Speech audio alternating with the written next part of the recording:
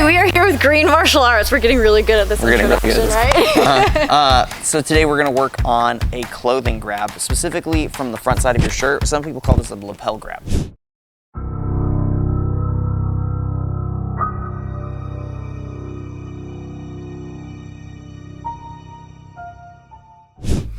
Hi friends, life has been kicking my butt lately, just like we are going to learn how to kick butt today on this video. I'm here, I'm trying to catch back up. I know it's been a long time, but thank you guys for being patient and waiting. Today we are going to learn how to defend ourselves if somebody grabs our shirt as some sort of weapon against you. So I'm with Green Martial Arts again today, and they are going to talk us through how to get out of being grabbed by the shirt. So typically I like to tell a true crime story that is related to the actual self-defense that we are using in these videos, and I had a whole story, a true crime story, all typed up and ready to go, and I lost all of the information. And so I thought, well, it is Halloween in a couple days. I'm sure this video will come out after Halloween, but it is Halloween in a couple days. And so I thought it'd be really kind of interesting to talk about some movies and this true crime story that inspired those movies. And I thought it would be fun to start with the movie Scream.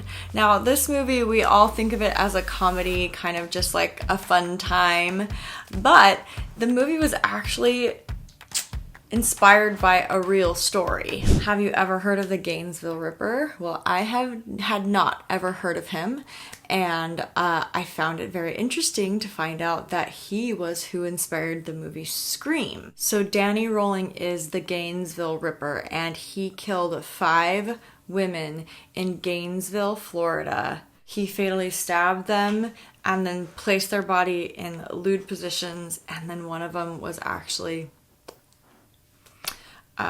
decapitated, which is awful.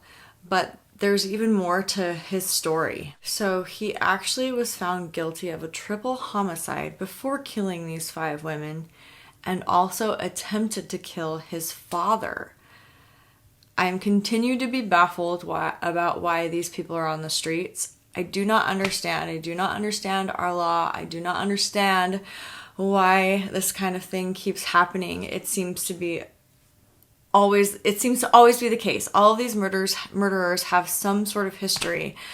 And if you know of a murderer who doesn't have like a history of some type of crazy, like evil background, I would love to hear that story. Obviously, self-defense is a little bit different, but these serial killers have like these terrible histories, and it's crazy to me to know that they can just continue to be on the streets. How do you get away with killing 3 people and attempting to kill 1 person and still hang out on the streets and then end up why does it take killing 8 people? I just don't understand that. Anyway, Zach is going to help us today in the self-defense of trying to get out of being grabbed by the shirt. Here we go. All right, so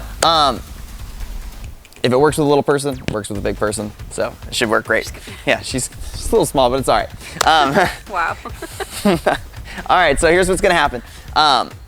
Occasionally, and the reason we're doing this is because someone asked it, actually. It's not something very common for ladies, in my opinion, but it could happen. So let's go over it.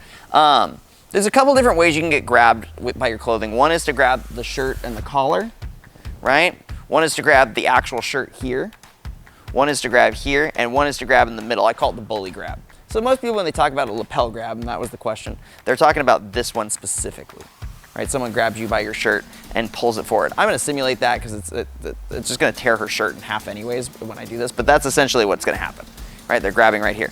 Now, there's a couple different ways that you can get out. So if she grabs mine, there's the short answer and the long answer. My best answer for you is don't worry about your shirt. It's not gonna matter in the long run. It's your safety, and that's the most important thing. So we treat it the same way we treat a neck grab. So this goes for both, right? So you can use the same technique for both techniques, and I think we've gone over this before, but I'll go over it again. Essentially, someone grabs your shirt, right?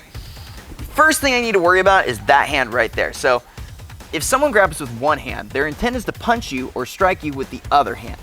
So the first thing most people are gonna say is, well, you can't do a certain technique because you're gonna get punched in the face.